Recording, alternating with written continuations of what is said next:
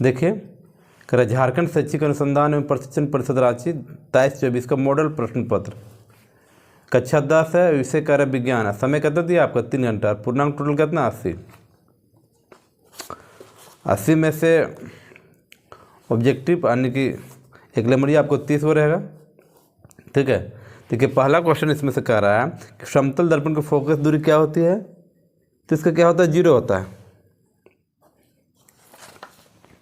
Next question है किसी वस्तु का अवतल दर्पण द्वारा वास्तविक उल्टा और समान आकार का प्रतिबिंब बनता है तो वस्तु की स्थिति क्या होती है, सेंटर पर होती है, केंद्र पर होती है, सी पर होती है। नेक्स्ट है निम्नलिखित में से किसमें प्रकाश सबसे तेज गति से गमन करता है, प्रकाश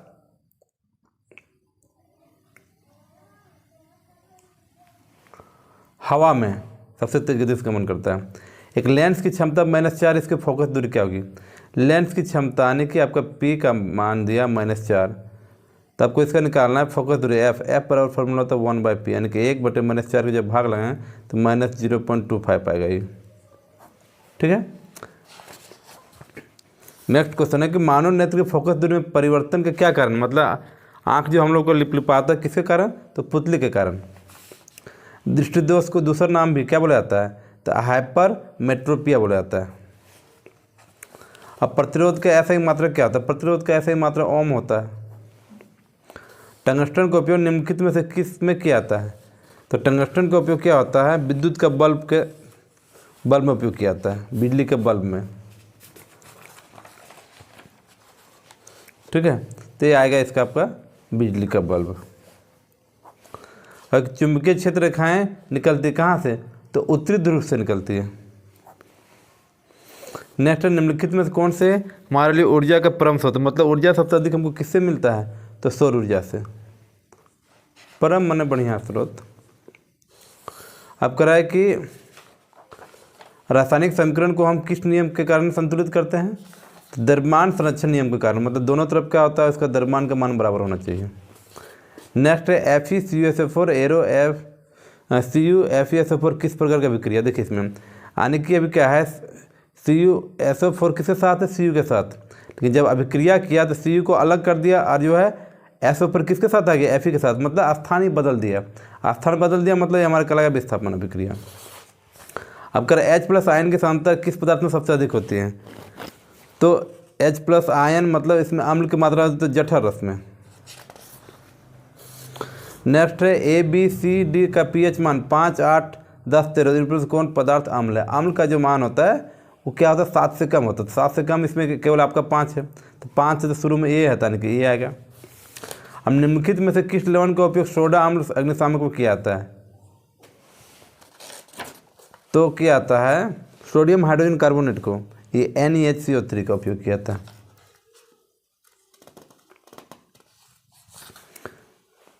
नेक्स्ट है निम्नलिखित में कौन सा उभयधर्मी ऑक्साइड है, उभयधर्मी ऑक्साइड मतलब वैसा ऑक्साइड जिसमें अम्ल और क्षारक दोनों की तरह कार्य करता है, तो उभयधर्मी ऑक्साइड इसको बोला जाता है। उसमें आ गया एल्युमिनियम ऑक्साइड Al2O3। दिए गए तत्वों में इलेक्ट्रॉनिक विन्यास में कौन उत्कृष्ट गैस है, इलेक्ट्रॉनिक विन्यास, उत्कृष्ट गैस मतलब इसके बाह्यतम कक्ष में पूरी तरह से भरा रहता है, तो ये आपका आएगा 2 और 8 सी नंबर। निम्नलिखित में कौन असंतृप्त हाइड्रोकार्बन है, तो आपका C2H2। ठीक है, HCHO में कौन प्रक्रियात्मक समूह है, इसमें आएगा एल्डिहाइड। और दिए गए तत्वों में किस तत्व में संयोजी इलेक्ट्रॉन की संख्या लिथियम के बराबर, lithium, hydrogen helium lithium Li होता है 3 बराबर होगा, इस पर प्लस आप 8 कर दिए, मतलब 8 3 11, 11 में देखिए क्या होता है, फिर इसे प्लस 8 कर दिए क्या होता है 19, तो 11 में आपका आएगा सोडियम, 19 में आएगा आपको पोटेशियम। देखिए इसमें क्या दिया हुआ है, तो पोटेशियम दिया हुआ है। नेक्स्ट अमीबा में किस प्रकार का पोषण होता है, तो प्राणी समभोजी पोषण होता है उसमें। और श्वसन प्रक्रिया में ग्लूकोज से पायरुवेट का विखंडन कहाँ होता है, तो माइटोकॉन्ड्रिया में होता है। नेक्स्ट आपका निम्नलिखित में से कौन सा हार्मोन शरीर की वृद्धि के लिए उपापचय का निर्माण करता है, तो ये थायरोक्सिन करता है। मानव में सभी अनैच्छिक क्रियाओं को नियंत्रण कौन करता है, तो मेरुरज्जु या फिर इसको मेडुला बोला जाता है। निम्नलिखित में से किस चित्र के जनन को प्रदर्शित करता है, देखिए 1 से 2 3 बढ़ते गया, मतलब इसका रूप बदलते गया, इसको पुनरुद्भव बोला जाता है। मनुष्य निषेचन कहाँ होता है? तो अंडवाहिका में। किसी जीव में कोई गुण प्रभावित होता है किससे? केवल पिता से, केवल माता के डीएनए से, पिता और माता दोनों के डीएनए से। और नाभिकीय विद्युत संयंत्र शक्ति संयंत्र में किस प्रक्रिया से ऊर्जा विमुक्त होती है? तो नाभिकीय विखंडन के द्वारा। और हरे पौधे की पत्तियां प्राप्त होने वाले सौर ऊर्जा के कितना प्रतिशत भाग खाद्य ऊर्जा में परिवर्तित करने के खर्च करती है? तो 1%। अब एक निम्नलिखित में किस पदार्थ का प्रयोग करना पर्यावरण के लिए सबसे अधिक लाभदायक होगा? क्या थर्माकोल के डिस्पोजल का उपयोग करने से, प्लास्टिक के डिस्पोजल का उपयोग करने से, मिट्टी के डिस्पोजल का उपयोग करने से, कागज के डिस्पोजल का उपयोग करने से? ये आएगा। नेक्स्ट क्वेश्चन इसमें दिया है कि हम वाहनों में उत्तल दर्पण का उपयोग पथ दर्शन के रूप में क्यों करते हैं? मतलब वाहन में जो होता है पीछे तरफ उत्तल दर्पण का उपयोग लोग क्यों करता है? तो इसलिए करते हैं कि हम वाहनों में उत्तल दर्पण का उपयोग पश्च मतलब पीछे देखने के लिए दृश्य के रूप में करते हैं, क्योंकि उत्तल दर्पण किसी वस्तु क्या है? प्रतिबिंब सीधा और क्या बनाता है? छोटा, मतलब दूर तक आसानी से दिखाई पड़ता है। नेक्स्ट है लेंस की क्षमता को परिभाषित करो, इसकी ऐसा मात्रा लिखें। देखिए, लेंस द्वारा आपतित प्रकाश की किरण को मोड़ने की क्षमता को ही लेंस की क्षमता कहते हैं। और इसका ऐसा मात्रा क्या होता है? डी माने डायोप्टर होता है। नेक्स्ट है एक छात्र को अंतिम पंक्ति में बैठकर ब्लैक बोर्ड पढ़ने में कठिनाई होती है, बच्चा किस दोष से पीड़ित हो सकता है? इसे कैसे ठीक किया सकता है? मतलब बच्चा पीछे बैठा हुआ है, थोड़ा सा पीछे हो गया, मतलब बच्चे को क्या निकट की वस्तु दिख रहा है कि दूर की वस्तु नहीं दिख रहा है, मतलब उसका हो गया निकट दृष्टि दोष। लेकिन बच्चा निकट दृष्टि दोष से पीड़ित है और इसको ठीक करने के लिए क्या, इसको अवतल लेंस का चश्मा पहनना चाहिए। ठीक है। नेक्स्ट, दिए गए चित्र में कौन सा अभिक्रिया और वियोजन का अभिक्रिया का समीकरण लिखिए। देखिए, AgCl मतलब हो गया सिल्वर क्लोराइड। जब इसको गर्म किया जाता है तो क्या है 2Ag मतलब सिल्वर अलग हो जाता है, क्लोरीन गैस अलग हो जाता है। मतलब जब टूट जाता है 1 से 2 भाग में टूट गया, ये हमारा कहलाएगा वियोजन अभिक्रिया या तो फिर अपघटन अभिक्रिया। अब कह रहे हैं जब सिल्वर क्लोराइड को गर्म किया जाता है तब क्या है सिल्वर और क्लोरीन गैस का निर्माण होता है। नेक्स्ट, 2 तत्वों के नाम लिखिए जिसके बाहरी कोष पूर्ण, मतलब बाहर कोष पूरी तरह भरा हुआ है। तो इसमें हाइड्रोजन, एक हाइड्रोजन होता है, हीलियम होता है। ठीक है, हीलियम के बाद उसको नियोन होता है और आर्गन होता है। इसमें नियोन और आर्गन रहेगा आंसर। अब समजातीय श्रेणी क्या है? तो वैसी श्रेणी जिसमें CH2 का अंतर होता है समजातीय श्रेणी कहलाता है। मतलब देख लीजिए CH4 है आपका, C2H6 है, C3H8 है, C4H8 है।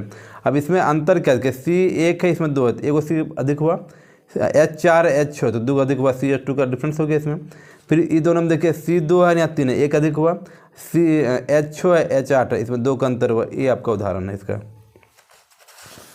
अब नेक्स्ट क्वेश्चन है विखंडन और विखंडन किस प्रकार? विखंडन का मतलब होता है टूटना, 1 से 2 भाग में विभाजित होना। अब बहुविखंडन का मतलब होता है 1 से अधिक भागों में विभाजित होना। यानी विखंडन में जीव 1 से 2 भाग में विभाजित होते हैं, जबकि बहुखंडन में जीव 1 से अधिक भागों में विभाजित हो जाते हैं। अब नेक्स्ट है कि पर्यावरण को बचाने के लिए 5R क्या है? 5R देखिए, 1R का मतलब रिफ्यूज, दूसरा होता है रीयूज, तीसरा होता है रिड्यूस, चौथा होता है रिसाइकल, चौथा होता है रिपर्पस।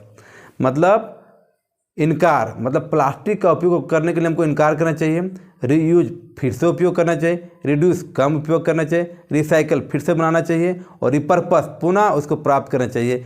ऐसा जो है ये 5R का उपयोग करने से पर्यावरण हमारा क्या संतुलित रह सकता है। नेक्स्ट है, ये तो आपका बनाने वाला है, ठीक है, इसको बता दिया जाएगा। नेक्स्ट क्वेश्चन, चुंबकीय क्षेत्र रेखाएं क्या है? चुंबकीय क्षेत्र रेखाओं के गुणों को लिखिए। तो एक ऐसी काल्पनिक रेखा जो किसी बिंदु पर उस स्पर्श रेखा में दिक स्थान मतलब दिशा स्थान में उस बिंदु पर चुंबकीय दिशा देती है, उसको बोलता है चुंबकीय रेखाएं बोला जाता है। ठीक है। अब है कि चुंबकीय क्षेत्र रेखाओं का गुण क्या है? चुंबकीय क्षेत्र रेखाओं के गुण धर्म क्या होता है? उसमें दो ध्रुव होते हैं, एक उत्तर ध्रुव, एक दूसरा दक्षिण ध्रुव। और दूसरा पॉइंट इसमें आएगा कि चुंबकीय क्षेत्र रेखाएं मतलब समान आवेश एक दूसरे को प्रतिकर्षित करते हैं और असमान आवेश एक दूसरे को आवेशित करते हैं। जगह निरंकार हम नहीं लिख पाए। ठीक है। नेक्स्ट इसमें रेडॉक्स अभिक्रिया क्या है? उदाहरण देकर समझाना है।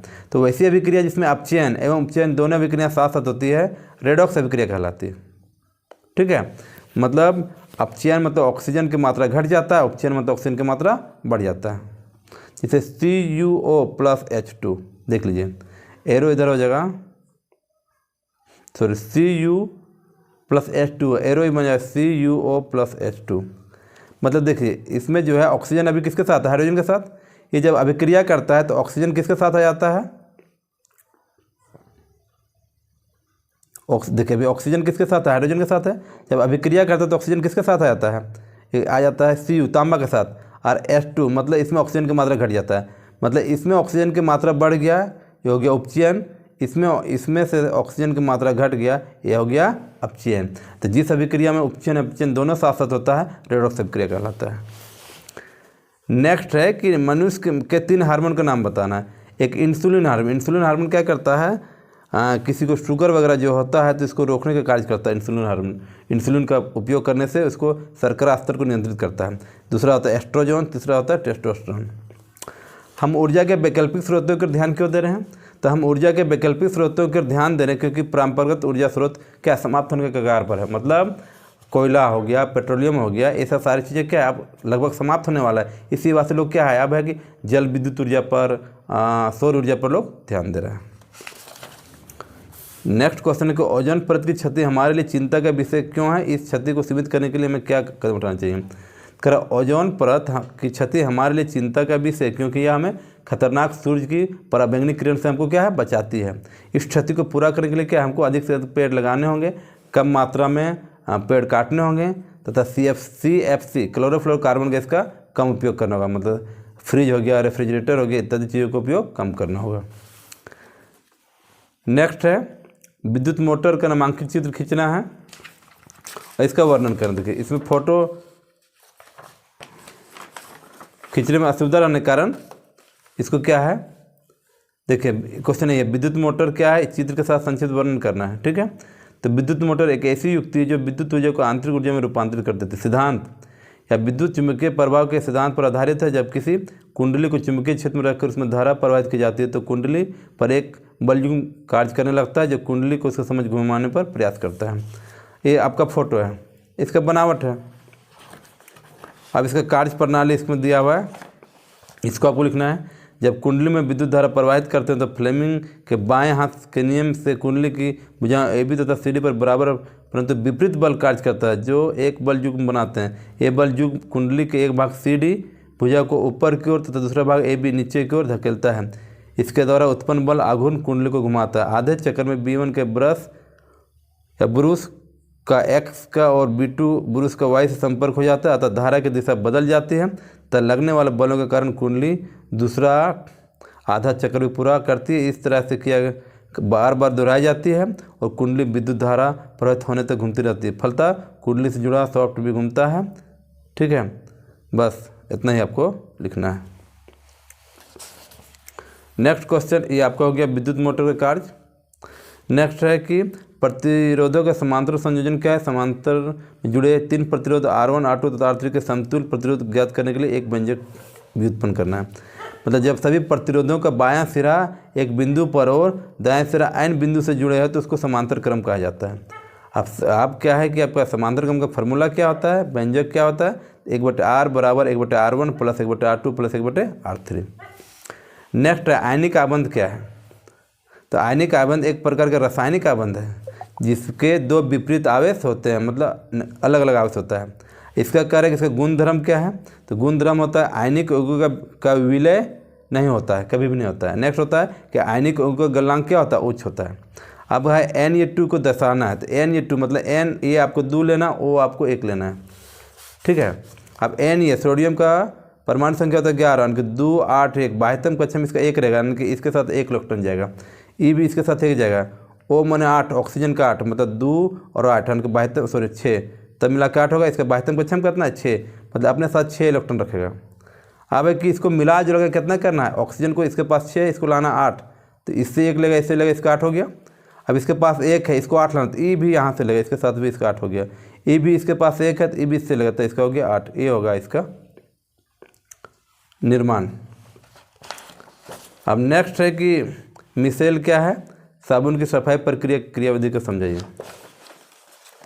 यानी कि जब साबुन के पानी में चिकना गंदगी या तेल मिलाया जाता है तो साबुन के अणु खुद को छोटे छोटे अणुओं में व्यवस्थित कर लेते हैं, जिसे मिसेल कहा जाता है। जहाँ अणुओं का एक सिरा तेल की छोटी बूंद की ओर होता है जबकि दूसरा सिरा विमुख होता है या पानी में पायस बनाती है। इस प्रकार साबुन मिसेल पानी में गंदगी को बाहर निकालने में मदद करता है और कपड़ा साफ हो जाता है। एक और है कि मेंडल के प्रयोग से कैसे पता चले कि लक्षण प्रभावित होता है लक्षण। अंत के मेंडल ने क्या है, मटर के पौधों का एक बड़ा टी एक छोटा टी, मतलब बड़ा पौधा छोटा पौधा, इसका संकरण कराया। इससे जब पौधा जन्म लिया बड़ा निकला, मतलब दूसरा है कि एक छोटा पौधा फिर छोटा पौधा, इसके साथ संकरण कराया, इसका क्या है, पौधा छोटा निकला। फिर एक में बड़ा टी और बड़ा टी, मतलब बड़ा बीज को संकरण कराया, इसका बड़ा टी कैपिटल निकला। मतलब जिसमें बड़ा टी निकला, जिसमें पौधा बड़ा निकला, उसमें लक्षण प्रभावी हुआ, और जिसमें पौधा छोटा निकला लक्षण अप्रभावी हुआ। इस वीडियो में इतना ही, धन्यवाद।